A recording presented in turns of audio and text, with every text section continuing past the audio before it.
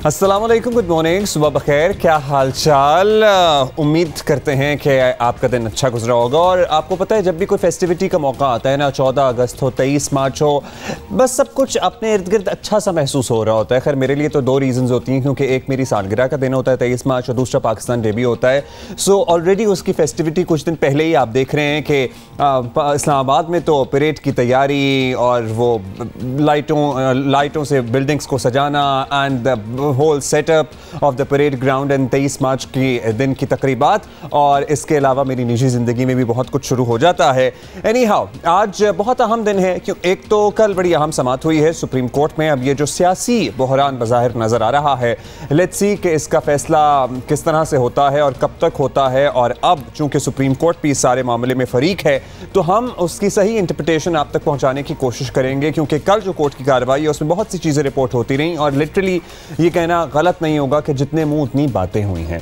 सो अभी बहुत सी चीज़ें अनक्लियर हैं, वेग हैं, उनको क्लैरिटी के लिए वक्त चाहिए होगा। सो हम ये सब कुछ समझने की कोशिश तो करेंगे ही।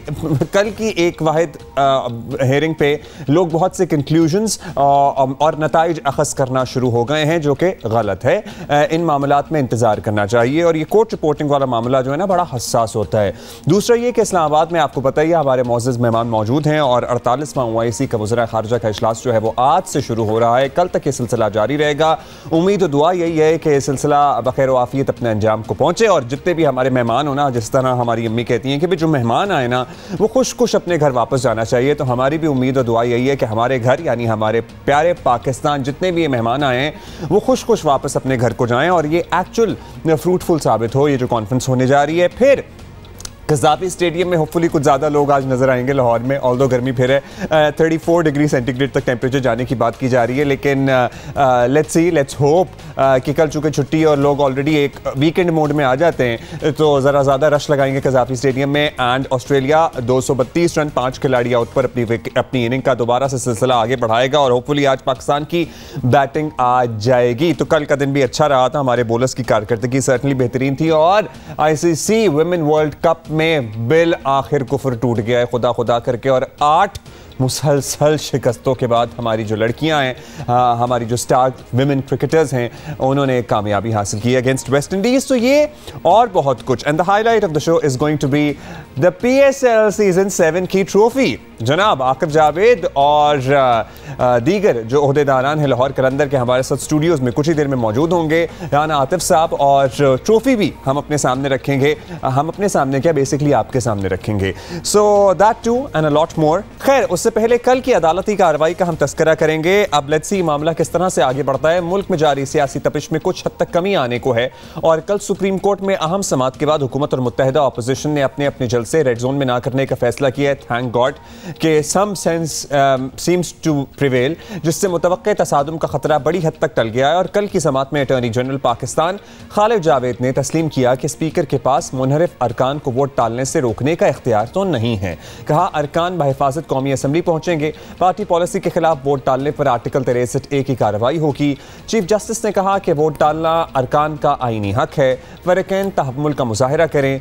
कल सुप्रीम कोर्ट की समाअत से एक बात तो वाज़ेह हो गई है कि तहरीक अदम एतमाद का मामला वोटिंग तक तो ज़रूर जाएगा। दूसरा अहम मामला आइन के आर्टिकल 63A की तशरीह का है, जिस हवाले से दायर सदारती रेफरेंस पर सुप्रीम कोर्ट 24 मार्च को समाअत करेगा। आज और कल OIC कॉन्फ्रेंस जारी रहेगी। यौम पाकिस्तान की वजह से दर्जा हरारत में कमी नजर आई सर्टनली, और स्पीकर ने 25 मार्च को कौमी असम्बली का अहम इजलास भी बुलाया हुआ है, जिसमें तहरीक अदम एतमाद पेश होने का कभी इम्कान है। मगर इससे पहले तमाम नजरें एक मरतबा फिर सुप्रीम कोर्ट पर लगी हुई हैं, और 24 मार्च को लेट्स सी के समाअत किस तरह से आगे बढ़ती है। सीनियर तज्जियाकार, कानूनदान, मेज़बान आपस की बात मुनीब फारूक हमारे साथ मौजूद हैं। मुनीब, हम इससे पहले बात कर रहे थे कि कोर्ट रिपोर्टिंग जो है ना बड़ा टेक्निकल है, और जितने मुंह लिटरली उतनी बातों वाली बात हो जाती है इन मामलात में, जब इतने अहम केसेस हों और सब अपने अपने तर्ज पर रिपोर्टिंग कर रहे हों, और एक जुमला यहाँ से पकड़ा, दूसरे का जुमला वहाँ से पकड़ा। कल आपने ओवरऑल, आई एम श्योर आप तक भी खबरें पहुँची होंगी, आपने डिटेल उसके बाद खबर पढ़ भी ली होगी। अब आप हमें समझा सकते हैं कि कल शुरू से आखिर तक क्या पेशरफ्त हुई है और क्या बात हुई? बहुत शुक्रिया अब्दुल्ला। बिस्मिल्लाहिर्रहमानिर्रहीम। देखिए, सबसे इम्पोर्टेंट बात तो ये है कि अगर बड़ा ही इसको हम सिंप्लीफाई कर दें तो दो चीज़ें हैं। एक तो ये कि आर्टिकल 63 है, अब तो खैर बहुत से आपके व्यूअर्स ने भी पढ़ लिया होगा, आसान है, इतना मुश्किल नहीं है, बहुत आसान अल्फाज में भी है एक्चुअली। एग्जैक्टली तो वो मौजूद है। अब उसकी तशरीह हुकूमत क्या करवाना चाह रही है? एक तो प्रेसिडेंशियल सदारती रेफरेंस है जो कि अदालत के सामने है और जिसकी समाअत 24 तारीख से शुरू होगी। अब उसमें जो बात क्लैरिटी के साथ सामने आ रही है वो ये, अदालत से ये पूछा गया है हुकूमत की जानिब से कि क्या एक तो ये एक बात है कि क्या कोई भी शख्स, कोई रुकन पार्लियामेंट जो कि किसी जमात की टिकट के ऊपर इलेक्ट होता है, वो अपनी जमात से मुनहरिफ हो सकता है, अपनी पार्टी पॉलिसी के खिलाफ वोट कास्ट कर सकता है। अदालत ने कह दिया वोट तो कास्ट हो सकता है, लेकिन क्या वो वोट काउंट होगा? दूसरी बात यह है कि जो हुकूमत जिसको एक थोड़ा सा वो रंग दे रही है कि ये लोग किसी सियासी लालच की वजह से, किसी माली फ़ायदे की वजह से अगर अपनी वफादारी तब्दील करते हैं तो क्या ज़मीर फरोशी अकॉर्डिंग टू गवर्नमेंट वो अलाउड है या नहीं है?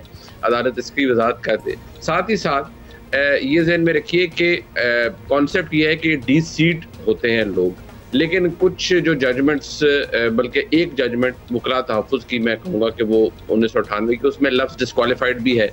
अब अगर कोई रुकन पार्लियामेंट में और डिफेक्शन की ग्राउंड पे, मुनहरिफ होने की ग्राउंड पर डी सीट होता है तो क्या उसकी डिस्क्वालिफिकेशन भी साथ हो जाती है? और अगर वो होती है, अब ये तो डी सीटिंग और डिस्क्वालिफिकेशन पे क्या अभी तक इब्हाम है? आप हमें बता सकते हैं कि आइन में डी सीट का लफ्ज़ इस्तेमाल हुआ हुआ है, डिस्क्वालिफाइड का लफ्ज़ इस्तेमाल हुआ है? क्योंकि हुकूमती हल्के कहते हैं कि जनाब डिस्क्वालीफाई होंगे वो उनको बस इस बात को जानना है कि ताहयात होंगे या मुख्तसर मुद्दत के लिए होंगे या एक लिमिटेड टर्म के लिए होंगे, और अपोजिशन कहती है कि ये डिस्क्वालिफिकेशन नहीं, डी सीट होने का मामला है।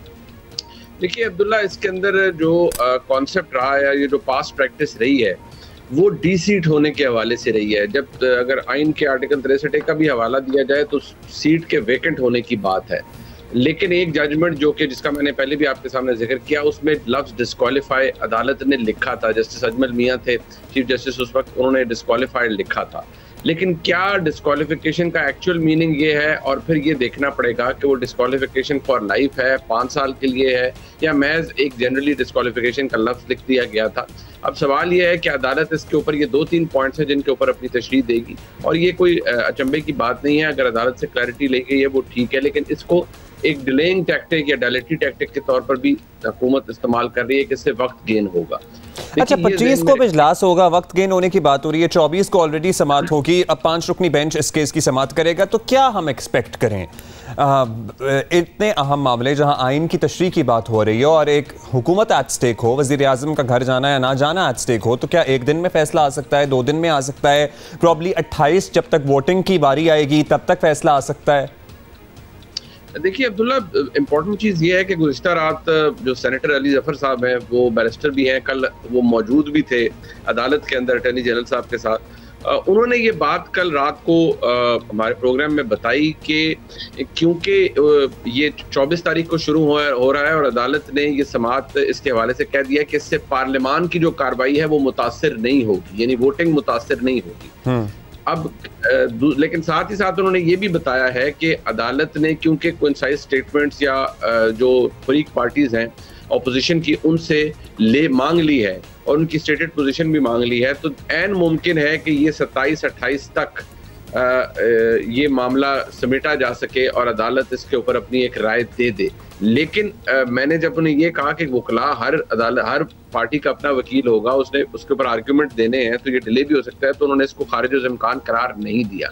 लेकिन क्या वो वोट जिसके बारे में अदालत ने कल फरमा दिया है ऑब्जर्वेशन में कि वोट डालने से आप किसी रुकन को नहीं रोक सकते, लेकिन साथ ही साथ एक ओपिनियन बहुत ज्यादा तादाद में लीगल एक्सपर्ट्स का यह है कि जब वोट डल जाएगा तो वो काउंट भी होगा। लेकिन कुछ हुकूमती शख्सियात जो कि कानून से ताल्लुक रखती है, उनका ख्याल है कि वोट डल तो सकता है लेकिन ऐसा वोट काउंट नहीं होगा। ये ऐसी थोड़ी सी इंट्रिकेसीज हैं। अच्छा मुनीब, आप चूंकि कानूनदान हैं और हम सर्टनली आपसे रहनुमाई ले रहे हैं इस वक्त यहाँ पे बैठे हुए हैं, सुबह जितने हमारे व्यूअर्स हैं उनके लिए भी हम पूछना चाहते हैं, जो ऑब्जर्वेशंस आती हैं और वो जो ब्रेकिंग न्यूज़ चलती है और इन्होंने ये कह दिया और उन्होंने वो कह दिया, क्या नताइज को अखज़ किया जा सकता है इन ऑब्जर्वेशंस की बुनियाद पे, या इनका यूजुअल केसेस में ताल्लुक एट टाइम्स नहीं भी होता कि ऑब्जर्वेशंस ऐसा लगता है किसी और डायरेक्शन में जा रही है और नतीजा बिल्कुल बरक्स आ जाता है एट टाइम्स?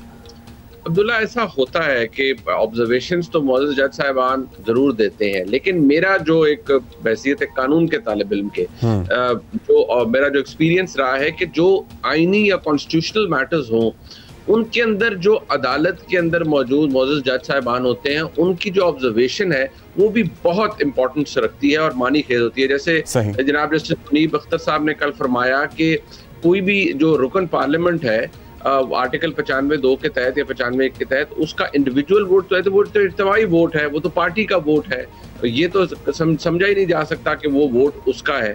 अब जब इस तरह की ऑब्जर्वेशन एक ऑनरेबल जज साहब की तरफ से आती हैं, तो इसका मतलब है he is absolutely clear about the concept of the constitution या उस आर्टिकल के। तो ऐसी सूरत हाल में मुझे कल जो थोड़ा सा मेरी एक अपनी असेसमेंट थी वो ये लगा कि क्योंकि मामला अब सुप्रीम कोर्ट में गया है, तो वो मुनहरिफ अरकान जिनके ऊपर जिन जज साहब का आप कमेंट यहाँ कोट कर रहे हैं मुनीब, अभी ये डिसाइड हो गया कि 5 रुकनी बेंच में कौन कौन होगा या अभी उसी दिन डिसाइड होता है? How does it work out? I am sure Abdullah, as we speak अभी मुझे ये नहीं पता कि उनके अंदर कौन कौन से जज साहिबान हैं, लेकिन क्योंकि एक तो चीफ जस्टिस साहब तो यकीनी तौर पर उसके अंदर होंगे, क्योंकि वो लार्जर बेंच होगा, बड़ा बेंच होगा, 5 या 7 जजेस का होता है। अब अगर 5 जजेस का होगा तो उसके अंदर, क्योंकि ये एक आईनी मामला है, और इसके ऊपर मैं अपने व्यूअर्स के लिए, आपके लिए सिर्फ ये अर्ज कर दूं कि ये जो आर्टिकल 63A है, ये 1997 में आइन में शामिल हुआ। उसके बाद मुशर्रफ साहब के वक्त लीगल फ्रेमवर्क ऑर्डर आया 2002 का, इसमें तब्दीली की गई, फिर 18वीं तरमीम आई, इसमें कुछ तब्दीलियां हुई। तो अब ये इसके ऊपर कोई बहुत ज्यादा केस लॉ अवेलेबल नहीं है। जो एक वाहिद केस लॉ है वो 1998 का या एक आधी और कोई जजमेंट होगी जो मौजूद है, लेकिन वो पुराने 63A के हवाले से है। लेकिन कुछ बातें एक आर्ग्यूमेंट मुनीब क्विकली हम आपसे जानना चाहते हैं, एक आर्ग्यूमेंट ये भी दिया जा रहा है, जहां एक आर्ग्यूमेंट ये है कि जनाब कतई तौर पर हॉर्स ट्रेडिंग की इजाज़त नहीं होनी चाहिए और सर्टनली सियासी मामलात में पैसा नहीं चलना चाहिए, इसकी जितनी भी मजम्मत की जाए कम है किसी भी फोरम पे, किसी भी सतह पे। लेकिन एट द सेम टाइम ये कॉन्सेप्ट कि अगर किसी इंडिविजुअल का वोट पार्टी का ही वोट है तो फिर ये वोट ऑफ नो कॉन्फिडेंस की ज़रूरत क्या पड़ेगी? फिर तो एब्सोल्यूट पावर्स मिल जाएंगी ना किसी भी प्राइम मिनिस्टर को। मतलब उसे पता है कि उसके पार्टी अरकान वो जो मर्जी करे, उससे इख्तलाफ नहीं कर सकते, क्योंकि अगर इख्तलाफ करेंगे तो प्रॉब्ली नाअहल होंगे या उनका वोट नहीं काउंट होगा, तो वो एक एब्सोल्यूट पावर वाला कॉन्सेप्ट नहीं आ जाएगा? अब्दुल्ला, ये बहुत पर्टिनेंट सवाल आपने किया है और ये इसकी बहुत अहमियत अपनी जगह मौजूद है कि जो जिस तरह आपने भी कहा कि जो कॉन्सेप्ट है तहरीक अदम एतमाद का, वो तो इट डाइज डाउन। अगर आप उसका जो स्पिरिट है वही खत्म कर देंगे और हर रुकन का जो वोट है वो हो गई पार्टी का वोट और उसके खिलाफ पार्टी डिसिप्लिन के खिलाफ नहीं जाया जा सकेगा, तो फिर आर्टिकल 95 की मौजूदगी का लॉजिक क्या है?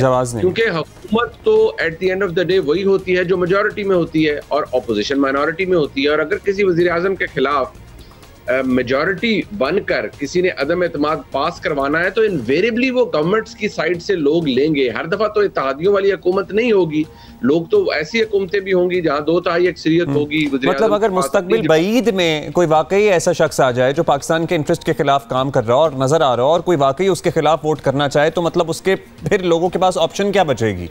हम मुस्तकबिल करीब की भी नहीं, आने वाले 20, 15, 30 सालों की बात कर लेते हैं। So this has to be seen. Thank you Munib for your time. अभी हमने काफ़ी क्लैरिटी आपकी मदद से हासिल कर ली है और इंशाल्लाह हम आपको फिर तंग करते रहेंगे। अभी 2 दिन तो जनाब नो अदालती कार्रवाई, it's just about the OIC conference which is being held from today in Islamabad and the Pakistan day celebrations. और इंशाल्लाह हम कल जो है वो आपके साथ मौजूद होंगे। ऑल्दो इस वक्त तो परेड हो रही होगी, तो हम अपने घर पे आपके साथ मिलकर इस वक्त परेड एंजॉय करेंगे, लेकिन दोपहर 1 बजे से 3 बजे तक, क्योंकि छुट्टी का दिन है, हमें पता है आपने कहाँ जाना है और हमने भी कहीं नहीं जाना, हमने लौट कर नहीं आना है, इसलिए we'll be celebrating the Pakistan day with you. अच्छा जी, अभी आगे बढ़ेंगे। पाकिस्तान विमेन क्रिकेट टीम ने वर्ल्ड कप में वेस्ट इंडीज़ को 8 विकेटों से शिकस्त देकर 13 साल बाद आलमी इवेंट में पहली अल्हम्दुलिल्लाह कामयाबी हासिल की और इस कामयाबी में अहम किरदार अदा किया है निदा डार ने। 4 ओवर्स में सिर्फ 10 रन देकर सबसे ज़्यादा 4 विकेटें हासिल की हैं। हैमिल्टन में खेले गए मैच को बारिश की वजह से 20 ओवर्स फी इनिंग तक महदूद कर दिया गया था। अच्छा, महदूद ओवर होते हैं ना, मुझे लगता है हमारी कुछ बचत हो जाती है।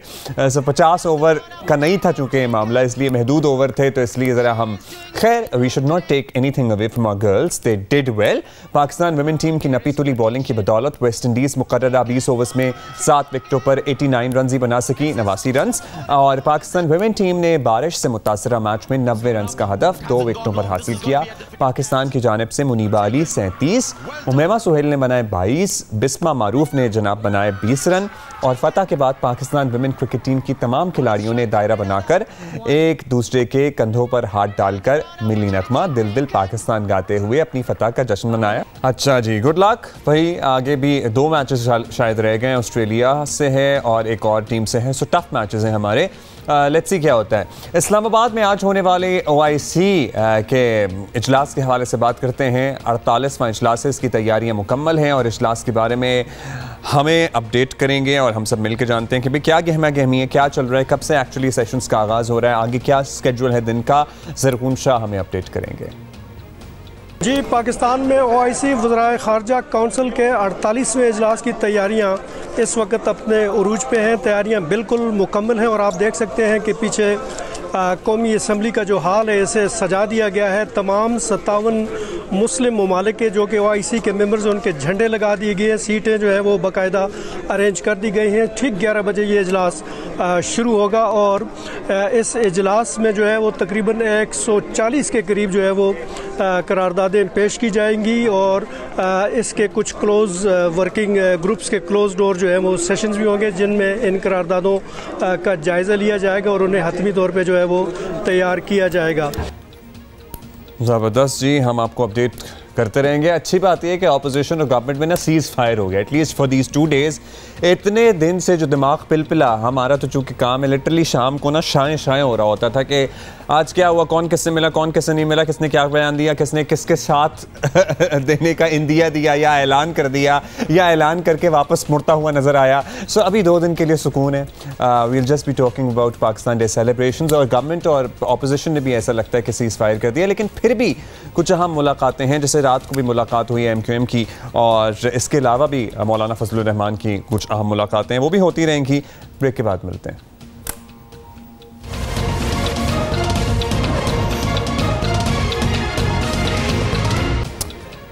वेलकम बैक जनाब। आई एम स्टिल ओवरवेल्म्ड और आप लोगों के जितने मैसेजेस आ रहे हैं, आप लोगों के जितने कमेंट्स और जितना प्यार और जितनी मोहब्बत लाहौर कलंदर जियो और हम सब के लिए मौसूल हो रहा है, उसके लिए बेहद शुक्रिया। लिटरली ये लाहौर कलंदर जियो या लाहौर वालों की जीत नहीं है, ये पूरे पाकिस्तान की जीत इस तरह है क्योंकि लाहौर कलंदर ने जो प्रोसेस अपनाया कि जिस तरह पाकिस्तान में एमर्जिंग टैलेंट को उभारना है, सामने लेकर आना है, मुल्क के कोने कोने गाँव गोठों में जा जाकर टैलेंट को ढूंढना है और उनको लोगों के सामने लेकर आकर फिर पाकिस्तान की पहचान बनाना है, वो प्रोसेस सबसे इम्पॉर्टेंट है और असल तो जीत वही है। खैर, लाहौर के कज़ाफ़ी स्टेडियम में आपको बता दें आपके कल ऑस्ट्रेलिया ने सीरीज़ के तीसरे टेस्ट और ये फैसला को टेस्ट है, टॉस जीतकर बैटिंग का फैसला किया। शुरू में तो ये फैसला सही साबित ना हो सका और 8 रन पर ही एक्चुअली 2 खिलाड़ी आउट हो गए थे। शाहीन आफरीदी आपको पता ही है, फिर हमें एम ही नहीं उनसे मोहब्बत है। शाहीन आफरीदी ने एक ही ओवर में वार्नर और लबिशां को की विकटें इन्होंने हासिल की और 8 रन पर 2 विकटों के गिरने के बाद उस्मान ख्वाजा टिके। स्टीव स्मिथ ने 138 रन की शराकत कायम की और उस्मान ख्वाजा 91 और स्मिथ 59 बनाकर नुमाया रहे हैं।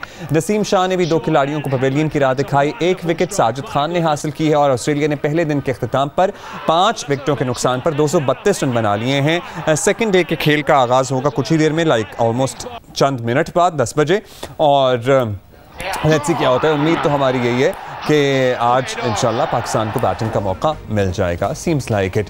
So this is it.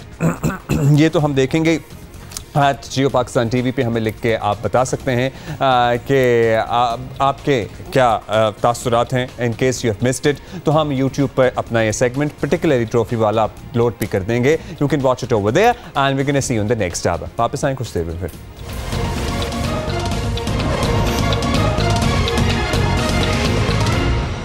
Welcome back, good morning once again. Trophy चली गई बाहर, हमारा रश लगा हुआ था न्यूज़ रूम में माशाल्लाह। The level of excitement was दीदनी जिसे कहते हैं ना।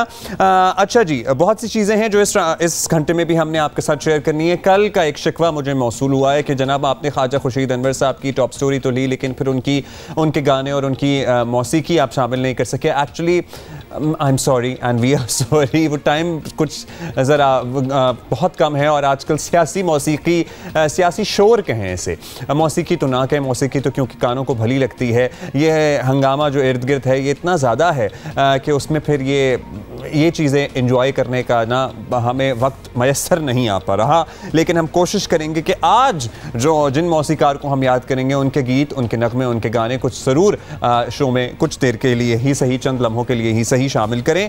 सो शुरू करते हैं विदाउट डिले। ये जो इर्द गिर्द चल रहा है ना, और तरह तरह की बातें सुनने और देखने में आ रही हैं, और ऐसे ऐसे लोगों की तरफ से कि आप कहते हैं भाई क्या ही ज़माना आ गया है। मुल्क में सियासी बेचैनी की फ़ज़ा कायम है और हुकूमत और मुत्तहिदा अपोजिशन आमने सामने तो हैं ही, दोनों अतराफ से बयानबाजी उरूज पर है और हुकूमती अरकान तो गालियों पर। आपको पता ही है, कल अल्लाह माफ़ करे, अस्तग़फ़ार, वज़ीर आज़म के मुअव्विन ख़ुसूसी शहबाज गिल साहब की आपने वो जो जिन मुग़ल्लज़ात का वो इस्तेमाल करते हैं जो हमारी नज़र में तो गालियाँ ही हैं, जो इन्होंने तशरीह और तौजीह उसकी पेश की, वो हम सर्टनली नहीं चलाना चाहेंगे। वैसे तो उस पर बात भी नहीं की जानी चाहिए, इंपॉर्टेंस भी नहीं दी जानी चाहिए, लेकिन चूँकि पंजाब में रहने और बसने वाले आई गेस थोड़े से ऑफेंड हुए हैं उस मामले को लेके।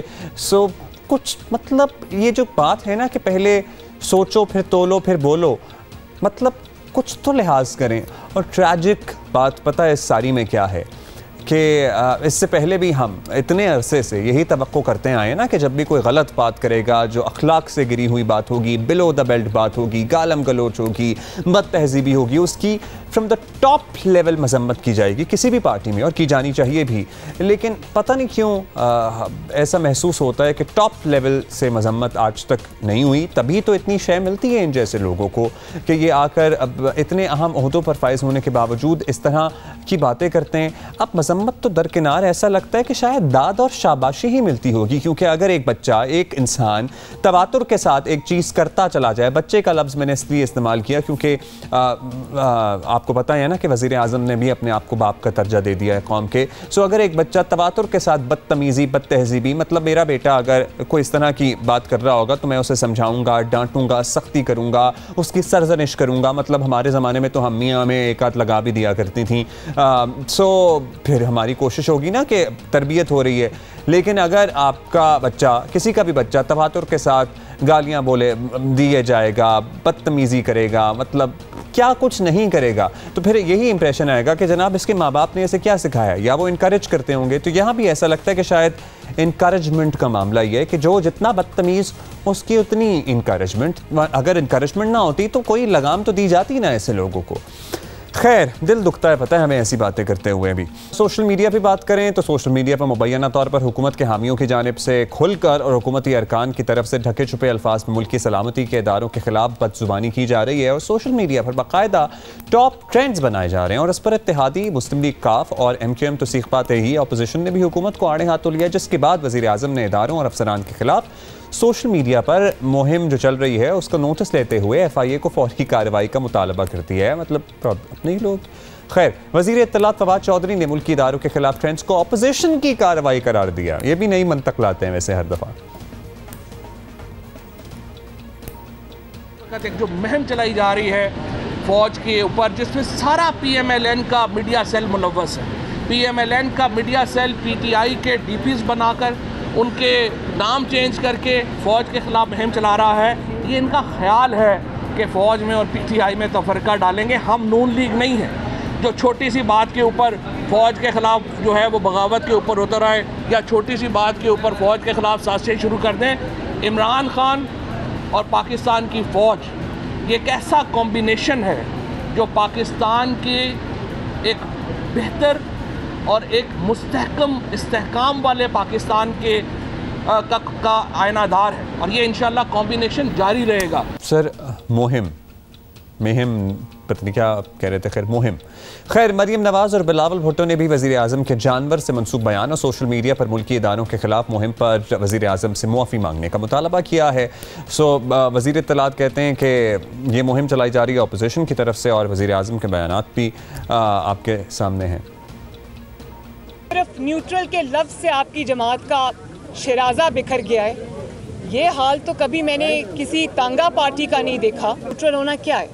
आइन की पासदारी है ना। आइन की अगर कोई पासदारी का की बात कर रहे हैं, तो ये तो अच्छी बात है। इस पर इतना सीखपा होने की, इतना नाराज़ होने की और इतना मछली की तरह तड़पने की ज़रूरत नहीं है। न्यूट्रल का मतलब ये है कि आपकी अब मदद को कोई नहीं आ रहा, और न्यूट्रल का आप ये मतलब निकाल रहे हैं कि वो सब आपको आके बचाएं।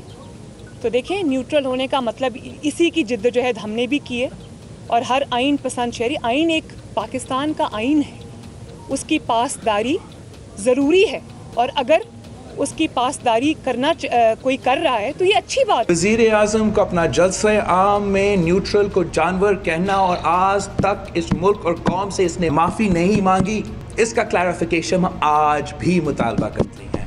इमरान का सोशल मीडिया टीम जो प्रोपेगेंडा कर रहे हैं कि किसी तरीके से न्यूट्रलिटी के स्टेटस में कोई तब्दीली आ जाए।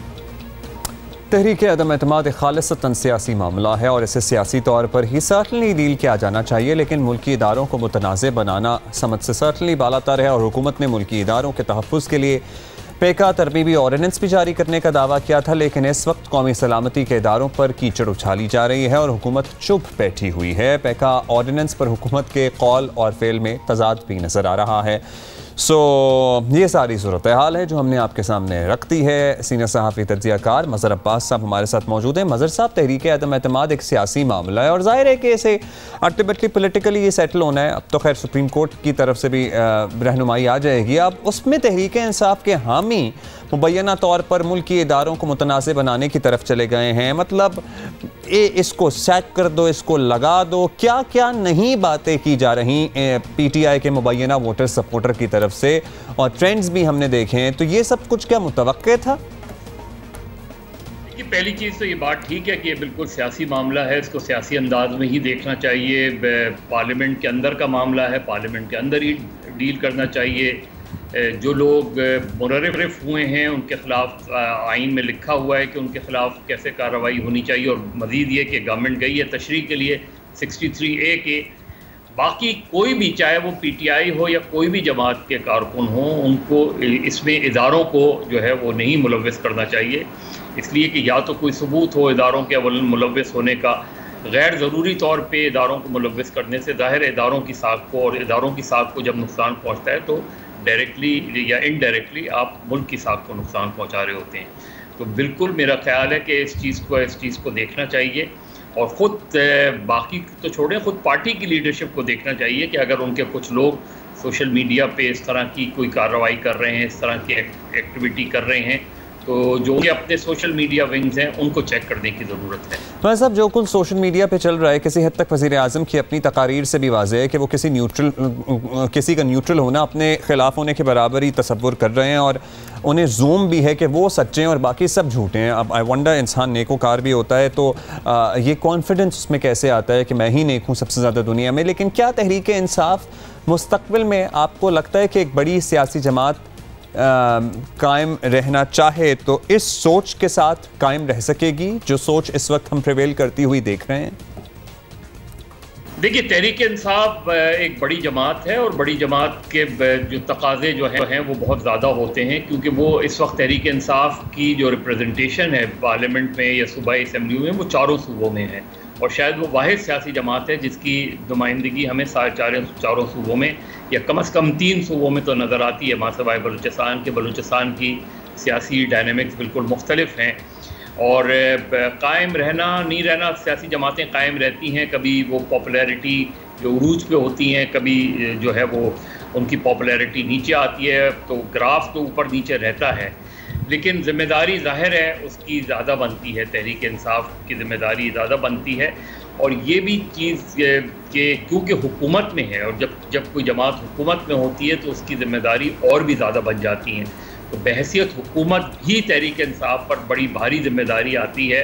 सिर्फ यही नहीं कि वोट ऑफ नो कॉन्फिडेंस से कैसे डील किया जाए, मुनर्रिफीन से कैसे डील किया जाए, लेकिन इमरान खान, वज़ीर आज़म इमरान खान को अपनी तकारीर पर ख़ुद गौर करना चाहिए। उन्होंने जो तकरीर की वो बहुत ही इस लिहाज से जो मेरा ख्याल है मायूस कुन थी कि उसमें आप किसी रुकन ने, आपकी पार्टी के रुकन ने अगर वफ़ादारी तब्दील की है तो आप उसके ख़िलाफ़ ज़रूर कार्रवाई करें, लेकिन इस तरह के रिमार्क्स देना कि आपकी शादियां नहीं होंगी, आपके बच्चों को स्कूल में ताने दिए जाएंगे। मेरा ख्याल है अगर आप घरों तक पहुंच जाएं और पर्सनल अटैक करने लगें, फैमिलीज़ पे अटैक करने लगें और वो भी वज़ीर आज़म के लेवल के लोग, तो फिर मेरा ख्याल है ये काफ़ी काबिल अफसोस, न सिर्फ काबिल अफसोस है बल्कि काबिल मज़म्मत भी है। बहुत शुक्रिया आपका मज़हर साहब। लेट्स सी क्या होता है, सियासी मंजरनामा कैसे आगे अपने आप को आया करता है, क्या हक़ाइक़ हैं जो खुलकर सामने आते हैं। लेकिन एक बात तो तय है कि वज़ीर आज़म तो ख़ुद कह रहे हैं कि लीडर तो बाप की तरह होता है, और अब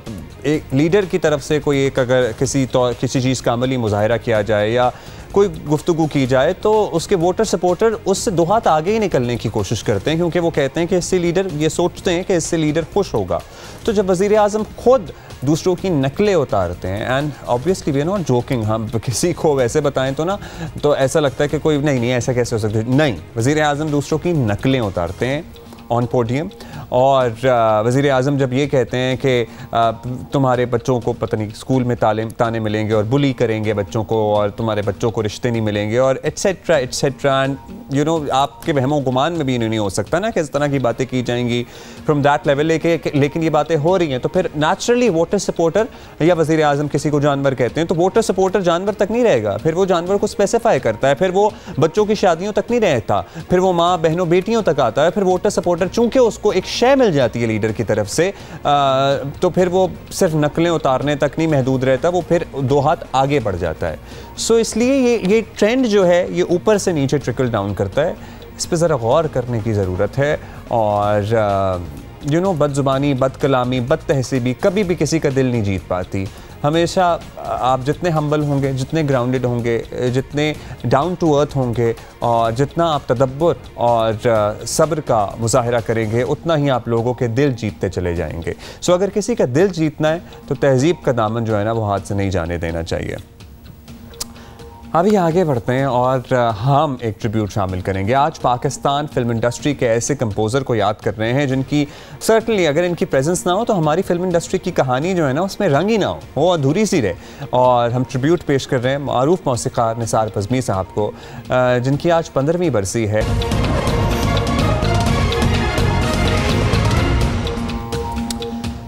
वेलकम बैक। स्टार्टअप्स की बहुत बात होती है और दिस इज़ वन एवेन्यू जहाँ पाकिस्तानी बच्चे बच्चियाँ बड़ा ज़बरदस्त काम कर रहे हैं और पाकिस्तानी नौजवान दुनिया भर में अपनी सर्टनली सलाहियतों का लोहा मनवा रहे हैं। और इनमें से एक ज़ैद इनाम भी हैं। इनके वालिद साहब तो बहुत ही पढ़े लिखे न्यूरो सर्जन हैं, आगा खान यूनिवर्सिटी से उनका ताल्लुक़ है, लेकिन ये ख़ुद बिल्कुल ही अलहदा राह पे निकल पड़े। और इन पे मुझे खुशी है अल्हम्दुलिल्लाह कि इनके अब्बा का ये प्रेशर नहीं था कि चूँकि मैं डॉक्टर हूँ इसलिए तुमने भी डॉक्टर ही बनना है। और आर्टिफिशियल इंटेलिजेंस बेस्ड एक स्टार्टअप है इनका जिसको एक क्रेस्टा कहते हैं, उसके CEO हैं जिसकी मालियत $1 अरब से ज़ायद बताई जा रही है। इसके अलावा ज़ैद इनाम बैनुल-अक़वामी मैगज़ीन फोर्ब्स के 30 अंडर 30 की सालाना फहरिस्त में भी शामिल हैं। और इतनी सी उम्र में इन्होंने इतने ज़बरदस्त माइलस्टोन अचीव कर लिए हैं कि इनको हमें बुलाना ही पड़ा। सो ज़ैद इनाम, thank you for being with us. अब बताइए ज़ैद, मैं कह रहा था अपने सब हमारे भी ऐसे दोस्त हैं जो डॉक्टर बने सिर्फ इसलिए क्योंकि उनके अम्मा अब्बा चाहते थे कि वो डॉक्टर बने। तो पहले तो अपना जर्नी बताइए, आपके घर में कोई प्रेशर था, मतलब you wanted to experiment but your parents let you experiment, आप पे कोई प्रेशर नहीं था कि हाँ हम डॉक्टर हैं तो तुमने भी डॉक्टर बनना है? I'm very thankful that my parents they gave us the flexibility and freedom to understand our interest and to explore the world and just study and work hard and identify what we can do and what value we can bring. And you did so well. Very grateful. अच्छा, ये तो आप grateful हैं अपने parents के, लेकिन अब आप अपना बताइए। मतलब आप कुछ स्कूलों से ड्रॉप आउट भी हो, मुझे भी पता लगा, बट माशाअल्लाह you are here at a certain position जहां आपको दुनिया जानती है और आपका एक नाम है। ये क्रेस्टा, इसका आइडिया कैसे जनरेट हुआ, या आपके अपने जहन में आया या फिर it was a team effort? And ये क्रेस्टा है क्या बेसिकली जिसकी वजह से आपको इतनी रिकग्निशन मिल रही है?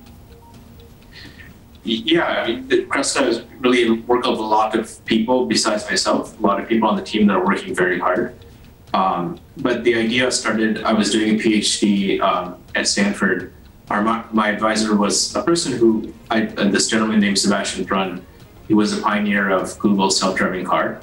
But the idea we were looking at is how can AI help humans? How can it help people be more productive? I think when people think of AI, they think of it as a way to automate humans or get rid of jobs. But we really think that AI is a technology that can help people and actually be for people and help them be better at their job, be more effective, learn more, be coached. And so that's how we wanted to develop the technology. So we started with I started originally building AI system for education. So I would build system that would aid a teacher in terms of grading an assignment. So the system would help with the teacher, guide them, here's the feedback to give to the student, or here's how to grade the assignment.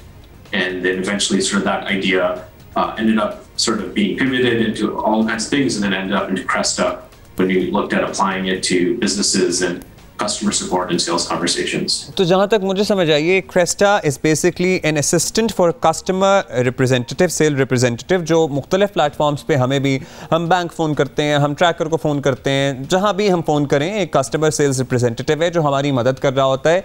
ये उनकी assistance के लिए है। तो क्या ये हर business के चूँकि मुख्तलिफ तकाज़े होते हैं, तकाज़े इन अ सेंस के हर बिज़नेस की डिफरेंट क्वेरीज होती हैं, तो आप Cresta को कस्टमाइज़ करते हैं according to each company, each business plan? Yeah, so when we go into जब हम company के साथ काम करते हैं, we go in, we get their historical conversations, जो उनकी पहली गुफ्तगूएं हैं, and also all the historical data that they have, and we train a specific Cresta for them, so we understand what kind of conversations that company has and build an AI model for that company, and so they understand what makes good experiences. So we have customers as different as Verizon, which is one of the largest telecommunications companies in the United States, and Porsche, which is one of the largest car manufacturers in the world. They have two very different conversations, but we're able to train Cresta's models on the conversations of each company to train a model specifically for each customer. सही, ये तो हमें समझ आ गई exactly, ये मैं समझा भी देता हूँ अपने देखने वालों को। लेकिन आप बताइए, स्टैनफोर्ड पे कोई PhD कर रहा हो और लास्ट ईयर में वो छोड़ छाड़ के चला जाए, या KGS से कोई A levels कर रहा है और लास्ट ईयर में ड्रॉप आउट हो जाए टू गेन एक्सपीरियंसेस, और मतलब स्टैनफोर्ड जाने का वैसे ही मौका नहीं मिलता लोगों को, आपने खुद ही छोड़ दिया क्यों? Because you know you invested your energies and your time and your talent in the startup. ये वर दीज डिफिकल्ट डिसीजंस, या you were so confident in your ability कि भाई आप nothing mattered to you? There were difficult decisions. I think each one of them took a lot of thought, and it wasn't an easy decision each time. But I think overall, like my advice or my thinking to myself was having self-confidence. कि आप जो भी situation में हैं, you can make it better, and you can believe in yourself that if you put yourself in a situation, whether it's dropping out to work on a project, that you're going to make the project successful. Or whether it's, for me, when I left KGS, I moved to California about 12 years ago. And when I first moved to California, I went to school in community college. So I had really no college. I had got a job in a startup and worked at community college. Even then, it was all about, I believed that if I was in California, I could do more because I believed in myself. And so I think sometimes you have to take hard decisions where you invest in yourself. And sometimes you have to take a different route as well. You don't have to really go by the book all the time, I guess. Yeah. Indeed. Yeah. And you proved कि भाई कभी-कभी आप ज़रा कोई और रास्ता भी लें तो वो रास्ता कामयाब हो सकता है। बहुत शुक्रिया Zaid, and good luck for your startup, और माशाल्लाह पाकिस्तान का नाम रोशन कर रहे हैं। और आपके ऐसे में वालिदैन, थैंक यू ज़ैद, ऐसे में वालिदैन का बड़ा इंपॉर्टेंट किरदार होता है। और प्लीज़ तमाम डॉक्टर वालिदैन से मेरी ये गुजारिश है, अपने बच्चों को ज़बरदस्ती डॉक्टर ना बनाएं। आई एम श्योर आपके बच्चे बनना चाहते होंगे, लेकिन बहुत से ऐसे होते हैं जो बन जाते हैं, और मतलब आप अपनी सेटिस्फैक्शन के लिए क्यों चाहते हैं कि आपके बच्चे वो करें जो वो कभी नहीं करना चाहते? अच्छा, अगर डॉक्टर लड़का या लड़की नहीं बनी ना, तो कोशिश ये होती है कि लड़का नहीं डॉक्टर बना तो इसकी शादी डॉक्टर से करेंगे। भाई ये क्या फोबिया है?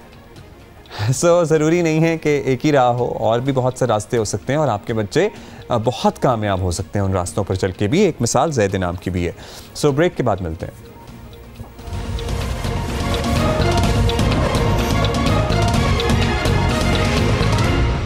वेलकम बैक जनाब। और आपको पता ही है 23 मार्च के सिलसिले में बहुत सी तकरीबात होती हैं। एक तकरीब का एहतमाम तो किया जाएगा इस्लामाबाद में परेड की सूरत में भी। All look forward to that for the rest. अब पूरा साल ही हम वी लुक फॉरवर्ड कि वो ज़बरदस्त किस्म के मनाजिर हम देख सकें ऑन टेलीविजन स्क्रीन। और कराची में बसने वालों के लिए, और कराची में बसने वाले मतलब साकिनाने शहर कायद, ये लफ्ज़ मैंने अभी सुना है और सीखा है। अहलियाने कराची मतलब होते हैं, सुकूनत इख्तियार करने वाले से साकिनाना अखज़ किया गया है। उनके लिए आलमी मुशायरे का एहतमाम किया गया है जो आज ही होगा। तो उसके ऑर्गेनाइज़र कुछ हमारे साथ मौजूद हैं। मुंतज़मीन में से एक मोहतरम महमूद अहमद खान साहब और मोहतरम जमाल अज़हर साहब, आप दोनों का बहुत शुक्रिया। महमूद साहब आपसे शुरू करते हैं। सो ये इसका वेन्यू क्या है, कितने बजे होगा? हमारा मकसद ये है कि तमाम लोगों तक जो देख रहे हैं, जो इस शहर में बसते हैं, ये मैसेज पहुँच जाए ताकि वो इसमें हिस्सा ले सकें जिनको शगफ है शायरी से। साकिनाने शहर कायद का आज का मुशायरा एक्सपो सेंटर गुलशन इकबाल में होगा। 8 बजे का टाइम है, 9 बजे हम शुरू करेंगे और इंशाल्लाह 3 बजे तक ये मुशायरा चलेगा। रात गए 3 बजे तक। एक वक्त वो था जब नेशनल स्टेडियम में मुशायरा हुआ था पहला। ओह, तो और इतनी आवाम थी मतलब। 89 में जो हुआ था पहला मुशायरा, वो हुआ था नेशनल स्टेडियम के अंदर जहाँ आज आप क्रिकेट की जी और उसमें 40,000 अफराद थे। ये पाकिस्तान का वाहिद एक ऐसी तंजीम है कि जो पिछले 26 साल से कर रही है। और ये 27वां होगा। और ये 27वां होगा अल्हम्दुलिल्लाह। अच्छा, इसमें तो पूरी दुनिया से जो है ना शायर हजरात आते हैं। और कौन कौन आएगा ये जमाल साहब हमें बता देंगे। जमाल साहब प्लीज बताइए कि कौन कौन से हाईलाइट्स ऑफ द इवेंट क्या होंगे आपके, बहुत क्योंकि इतनी देर ये सिलसिला चलना है। बहुत शुक्रिया जनाब। जैसे महमूद भाई ने बताया कि ये 27वां मुशायरा है और मेरे ख्याल से उर्दू अदब या उर्दू बोलने वाले या उर्दू समझने वाले बहुत अच्छी तरह जानते हैं कि ये इस मुशायरे का इंतज़ार भी करते हैं। तो इस वक्त दौरे हाजिर के जितने बड़े उर्दू शोरा हैं, चाहे वो पाकिस्तान से ताल्लुक़ रखते हों या पाकिस्तान से बाहर से ताल्लुक़ रखते हैं, वो सब इसमें मदऊ हैं। ख़ास तौर पे इफ्तिखार आरिफ साहब हैं, अनवर शऊर साहब हैं, अमजद इस्लाम अमजद साहब हैं। ये वो चंद नाम है। वैसे तो मैं एक बड़ी लंबी फहरिस्त है क्योंकि हमने इनको 3 कैटेगरी में रखा हुआ है। वो शोरा जो पाकिस्तान से बाहर रहते हैं उनको मदऊ किया गया है। वो शोरा जो कराची से बाहर रहते हैं लाइक लाहौर, इस्लामाबाद या अंदरून सिंध, उनको मदऊ किया गया है। और वो शोरा जो कराची में रहते हैं तो उनको भी मदऊ किया गया। तो ये 3 अलग फहरिस्त हैं। अगर मैं पढ़ना शुरू करूँगा तो काफ़ी तमाम बड़े शोरा जो हैं वो इसमें मौजूद हैं। सही, सर्टली। अच्छा, आप कह रहे थे कि पूरे मुल्क की नुमाइंदगी है लेकिन शायरी उर्दू ही होगी। जी हाँ, शायरी उर्दू की होगी। बलूचिस्तान से में इसकी नुमाइंदगी होगी, गवादर से भी लोग आ रहे हैं, कोटा से भी लोग आ रहे हैं पढ़ने वाले, सरहद से भी लोग आ रहे हैं, कराची से भी लोग हैं, पंजाब से भी। और नौजवान कितने हैं नुमाइंदगी कर रहे हैं? एक बात हम आपसे, हर साल पीरज़ादा कासिम साहब जो हैं इस पूरी हमारी तंजीम के एक तरीके से रूह रवा हैं। हम लोग तो मैनेज करते हैं, तमाम शोरा का सिलेक्शन वो करते हैं, ठीक है, जो बेस्ट हो सकता है। हर साल हम 2 लोगों को पिछले 8 साल से नौजवान लोगों को चांस देते हैं, इंट्रोड्यूस करते हैं, डेब्यू होता है। हाँ बिल्कुल, दो को इंट्रोड्यूस करते हैं अल्हम्दुलिल्लाह। एक लड़के का मैं नाम ले दूं आपको, कोयटा का एक बच्चा आया था 12 साल पहले, चंगेज़ी, और आज वो माशाल्लाह अच्छे शोरा में उसका शुमार होता है। हर साल हम 2 लोगों को ज़रूर नए, इस साल भी हम 2 लोगों को इंट्रोड्यूस कर रहे हैं। हर साल हम 2 लोगों को इंट्रोड्यूस करते हैं। बाकी हमारे सैर अंसारी साहब हैं, महमूद शाम साहब हैं, सैर अपने अनवर शऊर साहब हैं जो इस शहर के हैं, लोग जो हैं वो हैं, अजमल सिराज हैं, तारिक सब्ज़वारी हैं, रेहाना रूही हैं। अब जैसे ही लोगों को पता लगा ना तो इनके फ़ोन भी बजना शुरू हो गए क्योंकि लोग जाना चाहते हैं, लोग मालूम करना चाहते हैं। बिल्कुल ऐसे ही। और ये फ्री, अर्ज़ कर दूँ मैं आपसे, ये फ्री हैं। ये सारा इंतज़ाम हम लोग शौक़ में करते हैं और ये इसमें एंट्री फ्री होती है। और 10 से 15 हज़ार आदमी इंशाल्लाह आज भी आएगा। भाई ट्रीट है ये तो आप लोगों के लिए। कल छुट्टी है, वैसे कल छुट्टी है तो रात गए तक एक बात और करूँ, ये घर से भी छुट्टी का मौका देगा। और ये हमेशा 22 मार्च को होता है, हमेशा 22 मार्च को, यानी कि 23 की शब को होता है। और जिस वक्त 12 बजने में 1 मिनट होगा तो सामीन और शायरा जो है ना वो कौमी तराना होगा और फ्लैग लेंगे। वो फ्लैग लेके उस वक्त खड़े होते हैं। सर बहुत शुक्रिया महमूद अहमद खान साहब, बहुत शुक्रिया आपका जमाल अज़हर साहब। We gonna see you tonight इंशाल्लाह। तो आज सब आप कराची वाले, कराची में तो एक्सपो सेंटर में पहुंच जाएं, 8 बजे पहुंच जाएं, 9 बजे, and we gonna see you tomorrow.